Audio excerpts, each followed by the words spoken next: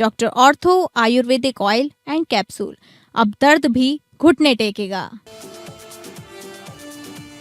गोरखपुर में मुख्यमंत्री योगी ने किया जनता दर्शन, कहा पीड़ितों की सहायता में लापरवाही अक्षम्य, लोगों की समस्याएं समयबद्ध और निष्पक्ष निस्तारण के निर्देश।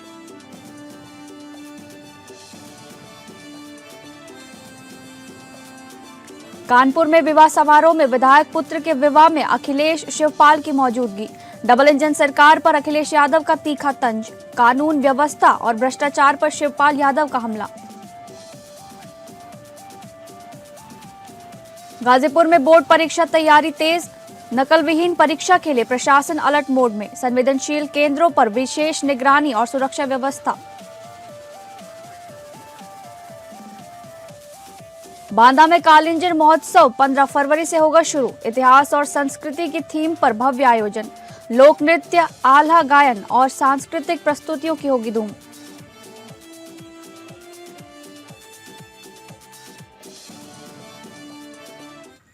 नमस्कार, आप सभी का स्वागत है इस बुलेटिन में। मैं हूं आपके साथ शालिनी राणा। शुरुआत करेंगे बुलेटिन की। मुख्यमंत्री योगी आदित्यनाथ ने अधिकारियों को सख्त निर्देश दिए हैं कि किसी मामले में जांच के दौरान गलत रिपोर्ट लगाई जाती है तो संबंधित के खिलाफ एफआईआर दर्ज कराई जाए। उन्होंने कहा कि हर मामले की निष्पक्ष जांच करके ही उसका निस्तारण होना चाहिए।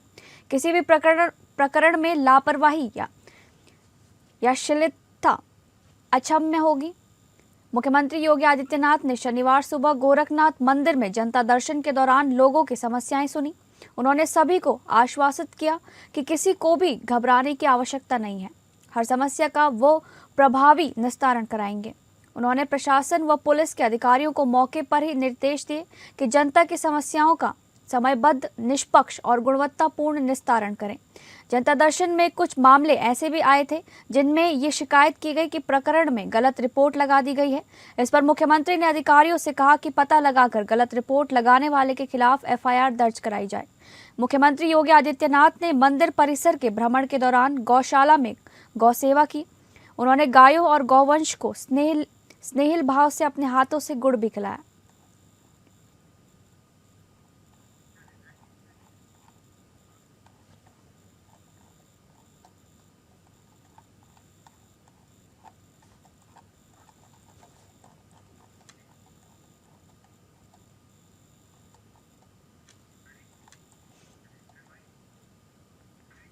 मुख्यमंत्री योगी आदित्यनाथ ने गोरखपुर के विकासखंड जंगल कौड़िया में पुनर्निर्मित खंड विकास अधिकारी कार्यालय का उद्घाटन किया। इस दौरान उन्होंने कहा कि जंगल कौड़िया में पूज्य महाराज के नाम पर एक डिग्री कॉलेज का निर्माण कराया गया है, जहां 2000 से अधिक छात्र छात्राएं शिक्षा ग्रहण कर रहे हैं।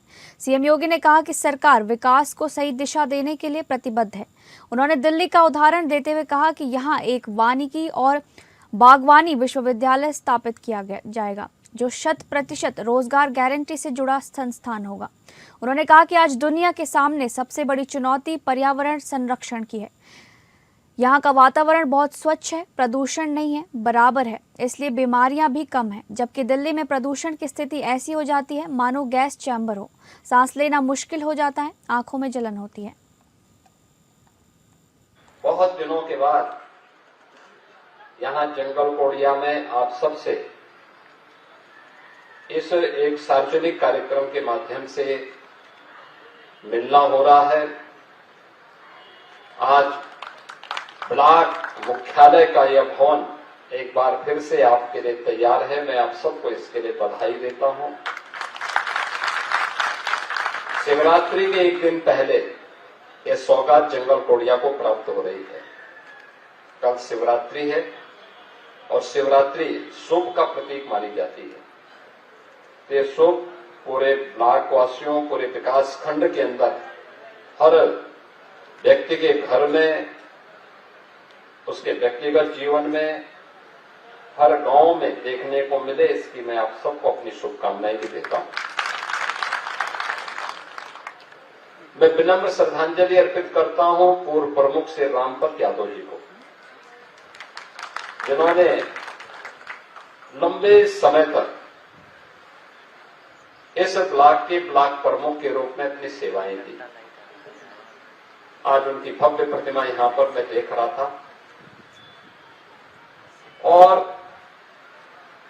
जिस शालीनता के साथ, जिस सहजता के साथ पूरे ब्लॉक वासियों को जोड़ते हुए उन्होंने यहां कार्य किया,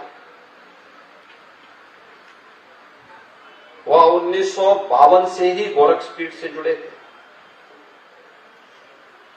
और जब रामपद यादव जी यहां ब्लॉक प्रमुख बने 1962 में, तब ये ब्लॉक मुख्यालय बना था।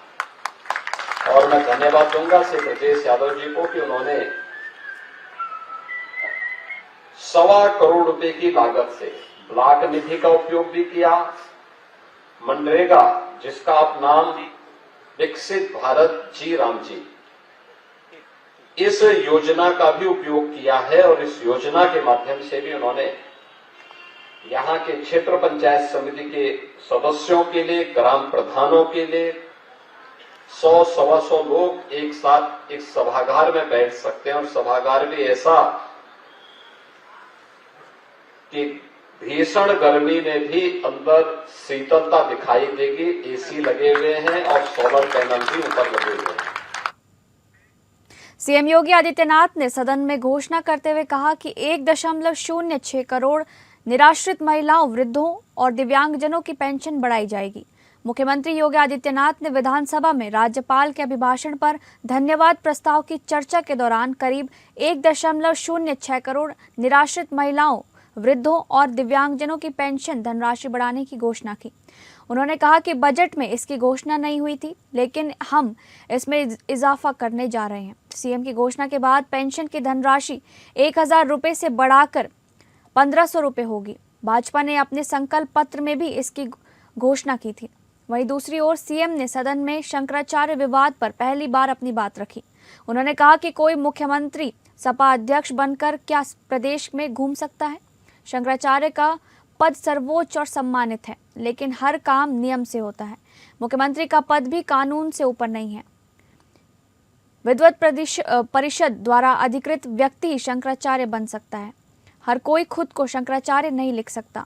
माघ मेले में उस दिन 4.50 करोड़ श्रद्धालु आए थे। कोई कहीं भी जाकर माहौल खराब नहीं कर सकता है। सपा पर लोगों को गुमराह करने का आरोप लगाते हुए उन्होंने कहा कि एसआईआर और लोकमाता अहिल्याबाई होलकर के प्रकरण में भी आपने ऐसा ही किया। लोगों को गुमराह करने के बजाय देश के बारे में सोचना शुरू कीजिए। सपा ने राम मंदिर, काशी विश्वनाथ धाम, मथुरा वृंदावन में विकास का विरोध किया है। समाजवादी पार्टी बार बार एक झूठ को दोहराने का प्रयास करती है, अनावश्यक रूप से। यानी जो मुद्दा नहीं था उसको जानबूझ करके मुद्दा बना करके और उसके माध्यम से जो चीजें प्रयास किया गया। मैं कहता हूं, क्या हर व्यक्ति अपने लिए मुख्यमंत्री बनकर के प्रदेश के अंदर घूम जाएगा? कोई भी मंत्री का बोर्ड लगा करके घूम जाएगा? कोई भी समाजवादी पार्टी का राष्ट्रीय अध्यक्ष बनकर के कोई घूम जाएगा? एक सिस्टम है, एक व्यवस्था है। भारत के सनातन धर्म की भी यही व्यवस्थाएं हैं। शंकराचार्य का पद भारत के सनातन धर्म में सर्वोच्च और सम्मानित पद माना जाता है, बहुत पवित्र माना जाता है। इस सदन की व्यवस्था आप देखते होंगे, परंपरा से और नियमों से संचालित होता है। माघ मेला है, मौनी अमावस्या के दिन 4.5 करोड़ श्रद्धालु आया है। सबके लिए एक व्यवस्था बनाई गई है और कानून तो सबके लिए बराबर होता है। मेरे लिए कोई अलग कानून नहीं। अगर मैं अपराध करूंगा तो उसी कानून से मैं भी देखा जाऊंगा, जिस कानून से कॉमन मैन देखा जाएगा। मुख्यमंत्री का पद किसी कानून से ऊपर नहीं हो सकता। कानपुर के आर्यनगर विधानसभा क्षेत्र से विधायक अमिताभ वाजपेयी के पुत्र के विवाह समारोह में समाजवादी पार्टी के कई दिग्गज नेताओं की मौजूदगी देखने को मिली। समारोह में उत्तर प्रदेश के पूर्व मुख्यमंत्री अखिलेश यादव और उनके चाचा शिवपाल यादव विशेष रूप से शामिल हुए। कानपुर स्थित होटल इंटरनिटी गंगा बैराज में आयोजित इस समारोह में वरिष्ठ नेता, कार्यकर्ता और गणमान्य लोग मौजूद रहे। अखिलेश यादव ने विधायक के सुपुत्र को आशीर्वाद देते हुए परिवार को शुभकामनाएं दी। उनके आगमन से समारोह में राजनीतिक हलकों में भी खास चर्चा रही और समर्थकों में उत्साह का माहौल दिखाई दिया। मीडिया से बातचीत के दौरान अखिलेश यादव ने डबल इंजन सरकार पर तंज कसते हुए रक्षा, सौदों और निजीकरण को लेकर सरकार की नीतियों पर सवाल उठाए। वहीं शिवपाल यादव ने भी बीजेपी सरकार की कानून व्यवस्था पर निशाना साधते हुए मौजूदा व्यवस्था को विफल बताया। उन्होंने भ्रष्टाचार, बेरोजगारी और महंगाई को सरकार की बड़ी विफलताएं करार दिया। इस अवसर पर पूर्व मुख्यमंत्री ने स्थानीय नेताओं से मुलाकात कर संगठनात्मक विषयों पर भी चर्चा की, जबकि विधायक अमिताभ बाजपेयी ने उनके आगमन को अपने परिवार के लिए सम्मान की बात बताया। जब आपने अपने डिफेंस के सब भेज दिए लोगों को, किसको भेज दिया आपने? जब प्राइवेट हाथों में सब दे दिया, वो तैयारी कर रहे हैं, राफेल क्या बनाएंगे लोग? राफेल का क्या बनाएंगे ये बताएं, सरकार बताएं। आपने कहा बुंदेलखंड में न जाने क्या क्या गोले, बम गोले बनाएंगे। बताओ कहाँ बना सुतली का बम बुंदेलखंड में? कहीं बम बन रहा सुतली वाला बम बुंदेलखंड में, जहाँ इतना बड़ा डिफेंस कॉरिडोर बनाया है, कहीं सुतली का बम बन रहा है? बताओ। और किससे लड़ने जाओगे आप? किससे लड़ने जाओगे आप? आपका मुकाबला चीन से होना है, जिसका बाजार आपने पूरा दे दिया। बिना चीन के आपकी क्या अर्थव्यवस्था है? आप रहा बचा बाजार आपने अमेरिका को दे दिया। $500 बिलियन क्या होता है? आप किसको बेवकूफ बना रहे हो? आप बताओ। आप गाय, भैंस, जानवर का चारा भी अमेरिका से लाओगे? बताओ। अरे भाई, पेप्सी आ गई, चलो ठीक है, बर्गर आ गया, ठीक है, पिज्जा आ गया, चलो ठीक है, सबवे आ गया, चलो ठीक है, और चीजें आ गई, ठीक है। अब बताइए, गाय, भैंस का और मुर्गी का दाना भी वहीं से लाओगे अमेरिका से?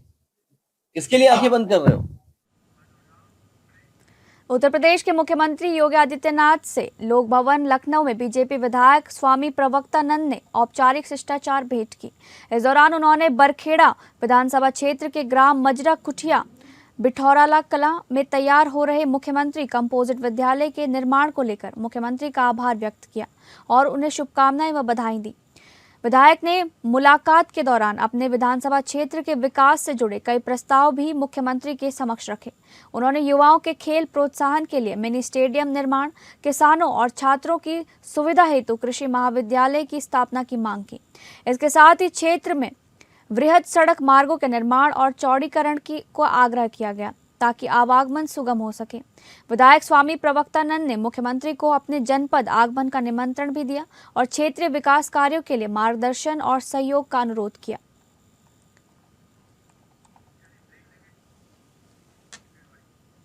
उत्तर प्रदेश के रामपुर कारखाना नगर पंचायत क्षेत्र में चल रहे अतिक्रमण हटाओ अभियान के दौरान पुलिस की कार्यशैली पर सवाल खड़े हो गए हैं।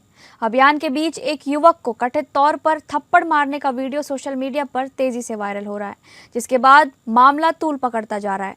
जानकारी के अनुसार सड़क किनारे किए गए अतिक्रमण को हटाने के लिए नगर पंचायत प्रशासन द्वारा कार्रवाई की जा रही थी, जहां सुरक्षा व्यवस्था के मद्देनजर भारी पुलिस बल तैनात था। इसी दौरान भीड़ में मौजूद एक युवक कार्रवाई का वीडियो बना रहा था। आरोप है कि वीडियो बनाते देख थाना प्रभारी युवक पर भड़क गए और उसे थप्पड़ मार दिया। घटना का कथित वीडियो सामने आने के बाद स्थानीय लोगों और सोशल मीडिया यूजर्स में पुलिस कार्यप्रणाली को लेकर बहस तेज हो गई है। हालांकि वीडियो की स्वतंत्र पुष्टि अभी नहीं हो सकी है और न ही विभाग की ओर से आधिकारिक बयान जारी हुआ है। अब सबकी नजर वरिष्ठ पुलिस अधिकारियों पर है कि वे मामले की जांच करते हैं या नहीं और आरोप सही पाए जाने पर क्या कार्रवाई होती है।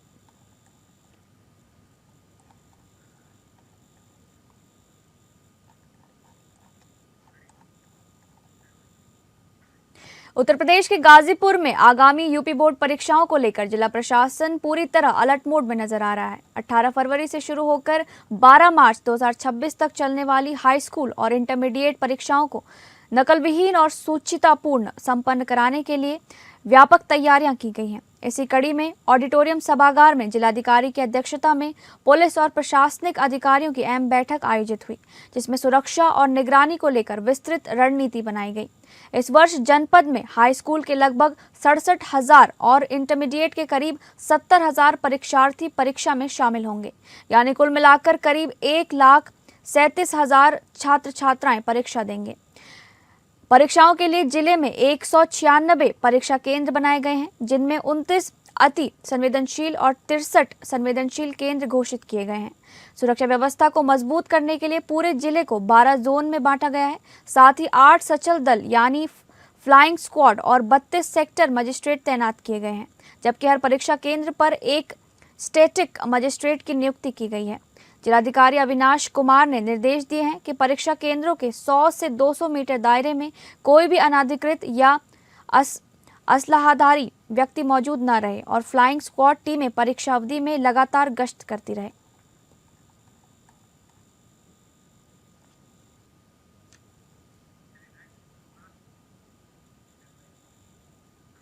मथुरा के नंदगांव कस्बे में उस वक्त हड़कंप मच गया जब भाजपा नेता एवं नगर पंचायत नंदगांव अध्यक्ष पद के पूर्व प्रत्याशी दान बिहारी चौधरी उर्फ दानो नेता पर अज्ञात हमलावरों ने जानलेवा हमला कर दिया। बताया जा रहा है कि हमलावर घर में घुस आए और जमकर मारपीट के साथ फायरिंग की।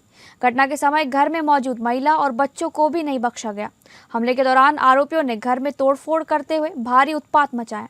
मारपीट में एक महिला सहित कुल 3 लोग गंभीर रूप से घायल बताए जा रहे हैं, जिन्हें उपचार के लिए अस्पताल भेजा गया है। घटना के बाद इलाके में दहशत का माहौल बना हुआ है और स्थानीय लोगों में भारी आक्रोश देखने को मिल रहा है। बताया जा रहा है कि हमलावरों ने दान बिहारी चौधरी की नई कार समेत कुल 3 वाहनों को कुल्हाड़ी से काटकर बुरी तरह क्षतिग्रस्त कर दिया। सूचना मिलते ही पुलिस मौके पर पहुंची और जांच शुरू कर दी गई। तहरीर के आधार पर मुकदमा दर्ज कर आरोपियों की तलाश की जा रही है। दान बिहारी चौधरी भाजपा के सक्रिय नेता और कैबिनेट मंत्री चौधरी लक्ष्मी नारायण के करीबी समर्थक बताए जाते हैं, जिसके बाद राजनीतिक हलकों में भी हलचल तेज हो गई है।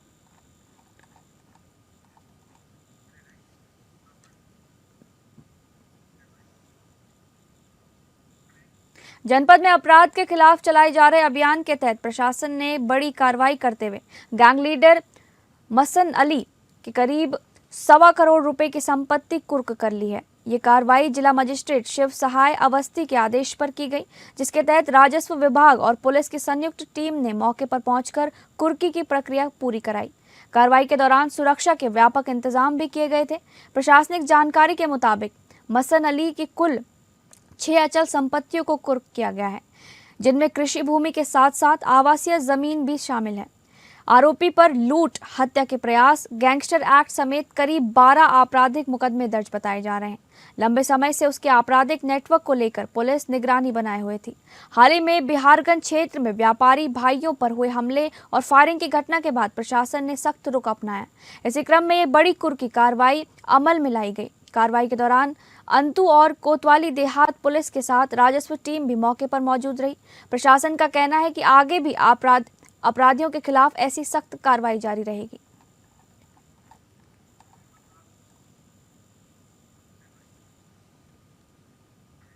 मथुरा के वृंदावन में राष्ट्रीय ब्राह्मण सेवा संघ के तत्वाधान में एक विशेष बैठक आयोजित की गई, जिसमें सवर्ण समाज ने जोरदार हुंकार भरी।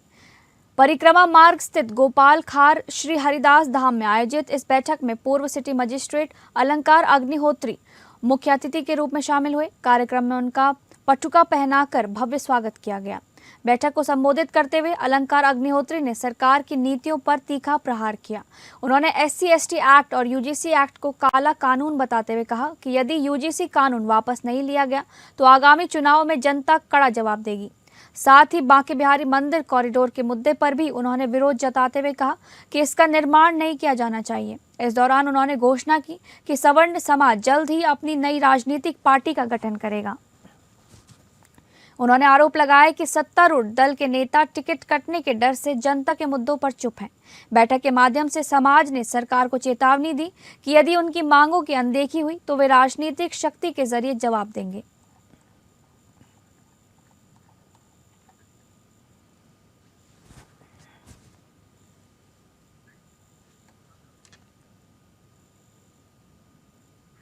बुंदेलखंड के बांदा जिले की ऐतिहासिक धरती पर 15 से 17 फरवरी तक 3 दिवसीय भव्य कालिंजर महोत्सव 2026 का आयोजन किया जा रहा है। इतिहास की गूंज, संस्कृति की आत्मा थीम पर आधारित ये महोत्सव उत्तर प्रदेश की समृद्धि, सांस्कृतिक विरासत, लोक परंपराओं और कलात्मक उत्कृष्टता का अद्भुत उत्सव होगा।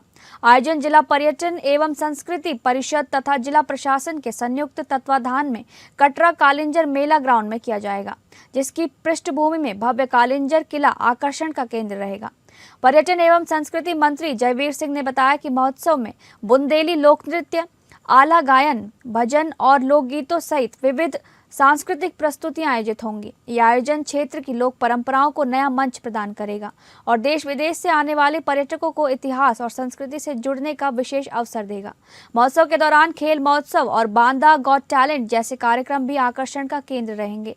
खेल प्रतियोगिताओं में 15 फरवरी को खो-खो, 16 फरवरी को कबड्डी और 17 फरवरी को दंगल प्रतियोगिता आयोजित होगी। वहीं बांदा गॉट टैलेंट के माध्यम से विद्यालय, महाविद्यालय और जनपद स्तर के प्रतिभागी अपनी कला का प्रदर्शन करेंगे। आज की शाम कालिंजर के नाम कार्यक्रम के अंतर्गत प्रतिदिन सांस्कृतिक संध्या का आयोजन होगा। इसमें Tripti Shakya and group, Sadho the band, Radha Srivastava, Mamta Sharma और राजा रेंचो जैसे कलाकार अपनी प्रस्तुतियों से दर्शकों को मंत्रमुग्ध करेंगे। साथ ही स्थानीय सांस्कृतिक धरोहर के अंतर्गत बुंदेली लोक नृत्य, लोक गायन और वीर रस से ओतप्रोत आला गायन की प्रस्तुतियां भी होंगी। अपर मुख्य सचिव अमृत अभिजात ने कहा कि कालिंजर महोत्सव बुंदेलखंड की ऐतिहासिक चेतना और जन भागीदारी का सशक्त उत्सव है। यह आयोजन पर्यटन संदर्भ, स्थानीय अर्थव्यवस्था को मजबूती देने और सांस्कृतिक पहचान को वैश्विक मंच पर स्थापित करने में महत्वपूर्ण भूमिका निभाएगा।